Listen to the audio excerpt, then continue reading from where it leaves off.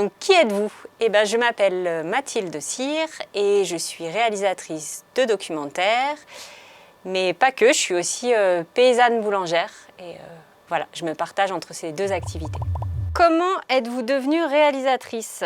Ça date d'il y a quelques années déjà. En fait, moi j'ai commencé par faire de la photo et très vite il m'a manqué le son. J'avais beaucoup envie de rajouter du son par rapport aux images. Donc forcément quand on met de l'image et du son, après on devient réalisateur, quoi. Pourquoi le doc? Alors je pense que c'est parce que je suis curieuse et parce que j'aime les gens.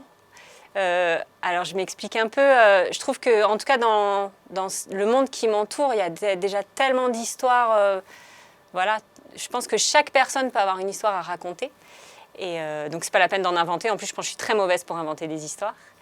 Et puis la curiosité, moi j'adore me plonger dans des univers différents et je trouve que le documentaire c'est une bonne manière après de donner à voir ces univers-là, cette réalité-là et de donner à sentir aussi aux spectateurs. Et par là, pour moi, le documentaire, c'est aussi une bonne manière de questionner sur notre société. Enfin, moi, si je fais des films, c'est pour poser des questions, en fait. C'est pas pour amener toutes les réponses. Et je trouve que le documentaire, qui pose un regard particulier sur notre réalité, est complètement adapté à ça. Donc voilà pourquoi le documentaire. Pitchez votre projet. Eh ben, mon film s'appelle La ferme pour tous. C'est un film sur la première ferme associative de Rhône-Alpes. Moi, ça fait 3 ans que je suis ce projet-là. En fait, c'est un groupe de citoyens qui s'est mobilisé pour acheter une ferme, pour sauvegarder en fait, des terres agricoles qui allaient partir à la construction.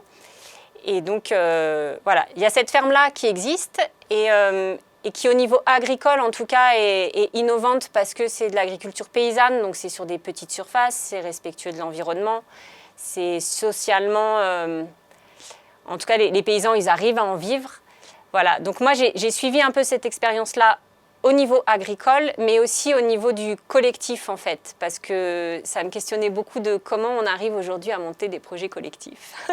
Et c'est pas toujours simple, voilà, dans le film il y a des hauts et des bas parce qu'il faut réussir à s'entendre sur le chemin qu'on veut prendre, ça questionne sur en fait quelle société on veut.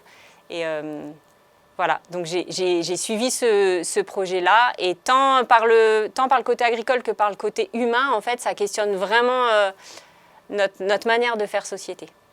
Voilà, c'est comme ça que je le présenterai. Après, je ne suis pas sûre que les réalisateurs se soient les mieux placés pour présenter leur projet. Mais voilà, c'est fait. Un coup de gueule ou un coup de cœur? Bon, alors des coups de gueule, j'en ai beaucoup. Alors, je vais peut-être pas, parce que sinon, je pourrais faire une liste très, très longue de coups de gueule, surtout dans le monde actuel.